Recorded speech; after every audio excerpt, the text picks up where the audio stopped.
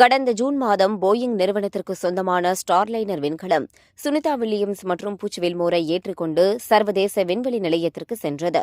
ஆனால் விண்கலத்தில் ஏற்பட்ட பழுதால் திட்டமிட்டபடி வீரர்களுடன் விண்கலமானது மீண்டும் பூமிக்கு வர இயலவில்லை. த்ரஸ்டர்கள் மற்றும் ஹீலியம் கசிவால் இந்த விண்கலமானது விண்வெளியிலேயே நிலைநிறுத்தப்பட்டது. விண்வெளி வீரர்கள் போயிங் நிறுவனத்துடன் இணைந்து ஸ்டார்லைனரை பழுது பார்க்கும் பணியை மேற்கொண்டிருந்தனர். இருப்பினும் பழுதானது சரியானதாக தெரியவில்லை.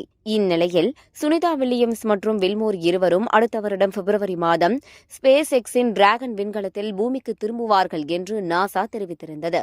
இதனிடையில் விண்வெளியில் இருக்கும் ஸ்டார்லைனர் விண்கலத்தை வீரர்களே இல்லாமல் பூமிக்கு கொண்டுவர போயிங் நிறுவனம் தீர்மானித்துள்ளது.